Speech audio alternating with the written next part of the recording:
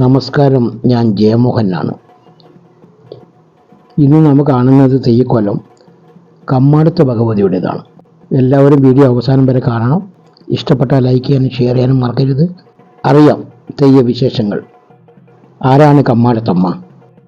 കോലത്തുനാടിൻ്റെ രക്ഷയ്ക്കും ഐശ്വര്യത്തിനും വേണ്ടി കോലസ്വരൂപത്തിലെത്തിയ ആദിപരാശക്തി നാലായി പിരിഞ്ഞ് കോലത്തുനാടിൻ്റെ 4 ഭാഗങ്ങളിൽ നിലകൊണ്ടു.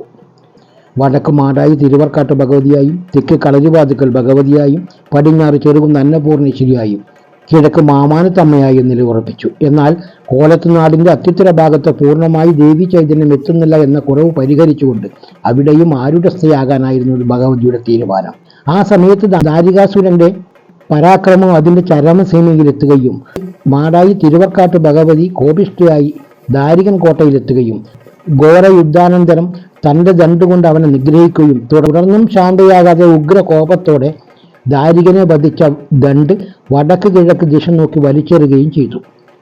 രക്താഭിഷിക്തമായ ആ ദണ്ട് ഇന്നത്തെ കമ്മാടം ഗ്രാമത്തിൽ ഇളയിടത്ത് ചേരിക്കല്ലെന്നറിയപ്പെടുന്ന സ്ഥലത്തെ ദണ്ഡകവന സമാനമായ ഘോരവനത്തിൽ പതിക്കുകയും അതോടൊപ്പം തന്നെ ദേവീശക്തി അഘോരമായ മഹാകാളി രൂപത്തിൽ ഇവിടേക്ക് എത്തിച്ചേരുകയും ചെയ്തു.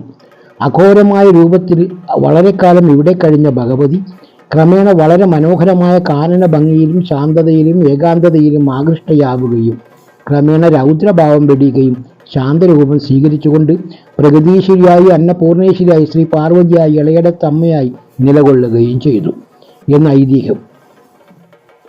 കമ്മാടത്തമ്മ പല രൂപത്തിലും പ്രത്യക്ഷപ്പെട്ടിട്ടുണ്ടെങ്കിലും അന്നപൂർണേശ്വരിയായ ശ്രീ പാർവതി എന്ന ആദി മഹാകാളി സങ്കല്പത്തിനാണ് പ്രാധാന്യമെന്ന് കരുതുന്നു. വർഷങ്ങൾക്ക് ശേഷം കോലത്തിരി സാമൂതിരി രാജവംശങ്ങൾ സംഗമിച്ചപ്പോൾ നീലേശ്വരൻ രാജവംശം സ്ഥാപിതമായി. പയ്യന്നൂർ പെരുമാളും തളിയിൽ പെരുന്തൃക്കോവിലപ്പനും മുൻപേ ക്ഷേത്രപാലകനും കാളരാത്രിയിൽ സ്വരൂപ ദേവതകളായി. തളിയിലപ്പന്റെ ആജ്ഞപ്രകാരം നീലേശ്വരൻ വലിയ രാജാവിനെ അരയി ചേരിക്കല്ലും ഇളയ രാജാവിനെ ഇളയിടത്ത് ചേരിക്കല്ലും പ്രധാന കർമ്മസ്ഥാനങ്ങളായി നിശ്ചയിക്കപ്പെട്ടു. നീലേശ്വരത്തിന്റെ ഭരണക്രമപ്രകാരം വലിയ രാജാവിൻ്റെയും ഇളയ രാജാവിൻ്റെയും കാര്യകർമാദികൾ നിർവഹിക്കുവാൻ കാര്യം പറ അവകാശികൾ എന്ന സ്ഥാനപ്പേരോട് കൂടിയ മന്ത്രിമാരും നിയമിക്കപ്പെട്ടു. ഇളയ രാജാവായിരുന്നു സർവ്വസൈന്യാധിപൻ. ഇളയിടത്ത് ചേരിക്കലിന് അധികാരിയായ ഇളയ രാജാവ് തൻ്റെ കാര്യംപറ അവകാശ സ്ഥാനം നീലേശ്വരത്തെ ഇളയിടത്ത് കുറുവാട്ട് തറവാട്ടിലേക്ക് നൽകുകയും ചെയ്തു. അവർക്ക് ഇളയിടത്ത് കാര്യംപറ അവകാശി എന്ന സ്ഥാനപ്പേരും ഇളയിടത്ത് ചേരിക്കലിൻ്റെ സംരക്ഷക സ്ഥാനവും നൽകുകയും ചെയ്തു. ആ സമയത്ത് അല്ലട സ്വരൂപത്തിൽ ബ്രാഹ്മണരുടെ കാര്യമായ കുറവ് വന്നപ്പോൾ രാജാവ് തുളുനാട്ടിൽ നിന്ന് ബ്രാഹ്മണരെ വരുത്തി. അവരിൽ കുറച്ച് ബ്രാഹ്മണ കുടുംബങ്ങൾ നീലേശ്വരം മധുരംകൈ ഗ്രാമത്തിലെത്തി. അവർ കൂട്ടമായി മധുരംകൈ 10 തന്ത്രിമാർ എന്ന പേരിൽ അറിയപ്പെട്ടു. അവർ അവിടെ നിന്ന് പിന്നെയും സഞ്ചരിക്കുകയും അല്ലട സ്വരൂപത്തിൽ പല സ്ഥലങ്ങളിലും താമസമാക്കുകയും ചെയ്തു. ആ സമൂഹത്തിൽ ഒരു പ്രധാന താന്ത്രിക മാന്ത്രിക കുടുംബമായിരുന്ന അടുക്കത്തായർ കുടുംബത്തെ സർവ്വസൈന്യാധിപനായ ഇളയ രാജാവ് രാജ്യരക്ഷക്കായും ശത്രുവിനാശത്തിനായി താന്ത്രിക മാന്ത്രിക കർമ്മങ്ങൾ നിർവഹിക്കുവാൻ ചുമതലപ്പെടുത്തി. അവരുടെ ഒരു താഴ്വഴിക്ക് കമ്മാടം ഗ്രാമത്തിൽ ഇളയിടത്ത് ചേരിക്കല്ലിൽ ഒരു ഇല്ലം പണി കഴിപ്പിച്ചു കൊടുക്കുകയും ഇളയിടത്ത് കുറുവാട്ട് കാര്യംപറ അവകാശിയെ സംരക്ഷണം ഏൽപ്പിക്കുകയും ചെയ്തു. ആ താഴ്വഴി കമ്മാടത്തടുക്കം എന്ന് അറിയപ്പെട്ടു. മീത്തടുക്കം, താഴടുക്കം എന്നിവയായിരുന്നു മറ്റു താഴ്വഴികൾ. താന്ത്രിക മാന്ത്രിക കർമ്മങ്ങളിൽ അഗ്രഗണ്യനായ അടുക്കത്ത് തന്ത്രികൾ ഒരിക്കൽ അടൂർ മഹാലിംഗേശ്വര ക്ഷേത്ര ദർശനത്തിനായി പോവുകയും മഹാദേവി കവിടിയങ്ങാനത്ത് രക്തേശ്വരിയുടെ പ്രഭാവത്താൽ ആകർഷിക്കപ്പെടുകയും ആ ദേവി ചൈതന്യത്തെ തൻ്റെ കമ്മാടത്തിലേക്ക് കൊണ്ടുപോകാൻ ആഗ്രഹിക്കുകയും ചെയ്തു അത്രേ. ദേവിയുടെ ആഗ്രഹവും മറ്റൊന്നായിരുന്നില്ല എന്ന് പറയപ്പെടുന്നു. പക്ഷേ മഹാമാന്ത്രികനായ അടുക്കത്തായ മഹാദേവന്റെ അനുവാദം വാങ്ങാതെ തൻ്റെ മന്ത്രബലത്താൽ ദേവിയെ ആവാഹിക്കുകയും അവിടെ നിന്ന് കൊണ്ടുപോവുകയും ചെയ്തു. കാര്യം ഗ്രഹിച്ച മഹാദേവൻ കുപിതനാവുകയും അടുക്കത്തായർ ഇനി മുതൽ അടൂർ ദേവസന്നിധിയിൽ പ്രവേശിക്കരുതെന്ന് വിലക്കുകയും രക്തേശ്വരിയെ ചാമുണ്ടിയായി തീരട്ടെ എന്ന് ശപിക്കുകയും ചെയ്തു. തിരിച്ചെത്തിയ അടുക്കത്ത് തന്ത്രികൾ രക്തേശ്വരിയായ ചാമുണ്ടിയെ തൻ്റെ ആരാധനാമൂർത്തിയായ ധൂമാവതിയുടെ കൂടെ ഇല്ലത്തിന് അധിപതിയായി കുടിയിരുത്തുകയും ചെയ്തു. രക്ഷകനായ ഇളയിടത്ത് കുറുവാട്ട് കാര്യംപറ അവകാശിയാൽ ആചരിക്കപ്പെട്ട താഴെ ചാമുണ്ടിയും ഗുളികനും രക്തേശ്വരിയുടെ ആജ്ഞാനുസാരം ഇല്ലത്തിന്റെ രക്ഷകരായി താഴേക്കാവ് ആധാരമായി നിലയുറപ്പിക്കുകയും ചെയ്തു എന്ന് ഐതിഹ്യം പറയുന്നു.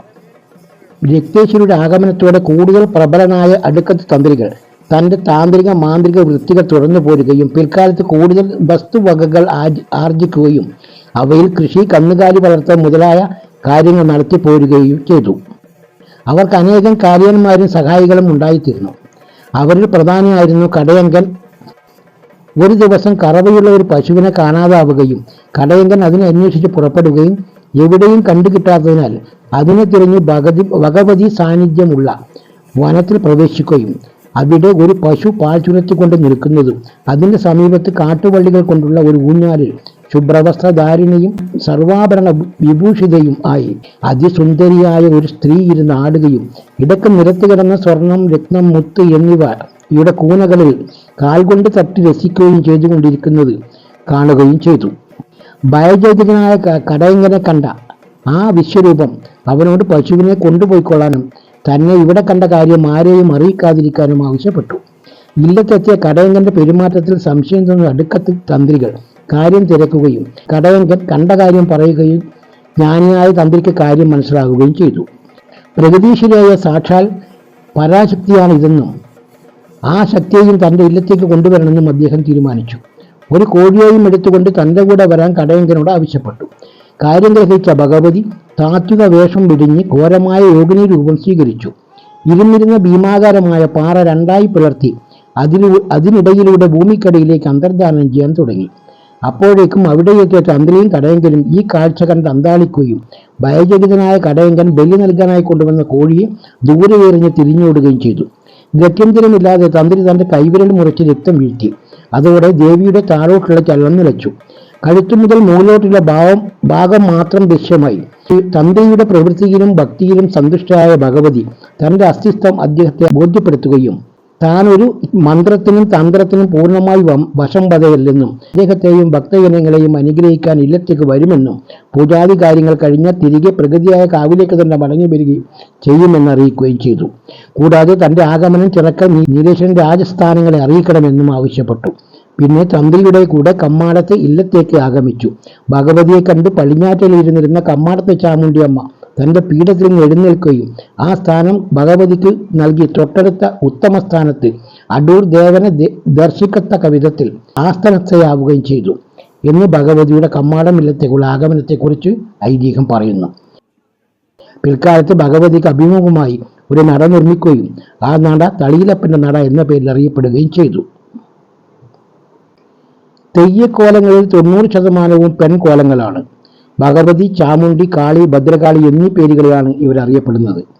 ഈ ദേവതാഗണത്തെ അമ്മ ദേവതമാർ എന്നാണ് പറയുന്നത്.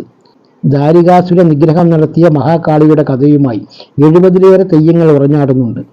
തായി പരദേവത, പോർക്കലി ഭഗവതി, വല്ലാർകുളങ്ങര ഭഗവതി, അഷ്ടമച്ചാൽ ഭഗവതി, നീലമംഗലത്ത് ഭഗവതി, കമ്മാടത്ത് ഭഗവതി, കരിക്കിൽ ഭഗവതി, കളരിക്കൽ ഭഗവതി, കാപ്പാട് ഭഗവതി, ചെമ്പിലോട്ട് ഭഗവതി, പാച്ചേനി ഭഗവതി, പാലംകുളങ്ങര ഭഗവതി, ചാമക്കാവ് ഭഗവതി എന്നിങ്ങനെ അതത് കാവിൻ്റെയോ ഗ്രാമത്തിൻ്റെയോ വിളിപ്പേര് ചേർത്താണ് മഹാകാളിയെ കെട്ടിയാടുന്നത്. അമ്മദേവതകളായ ചാമുണ്ടിമാരും ഏറെയുണ്ട്. വീരചാമുണ്ടി, രക്തചാമുണ്ടി, മടയിൽ ചാമുണ്ടി, പന്നിക്കുളത്ത് ചാമുണ്ടി, കുണ്ടോറ ചാമുണ്ടി, മൂവാലംകുളി ചാമുണ്ടി, കൈത ചാമുണ്ടി, പടിഞ്ഞാറ് ചാമുണ്ടി, കരിഞ്ചാമുണ്ടി, കിഴക്കേക്കര ചാമുണ്ടി, കോളിയാട്ട് ചാമുണ്ടി തുടങ്ങിയ 40-ലേറെ ചാമുണ്ടിമാരെ കാവുകളെ കെട്ടിയാടിച്ചു വരുന്നുണ്ട്. ചണ്ടമുണ്ടന്മാരെ നിഗ്രഹിച്ച ദേവിക്ക് മഹാകാളി കനിഞ്ഞു നൽകിയ പേരാണത്രേ ചാമുണ്ടി.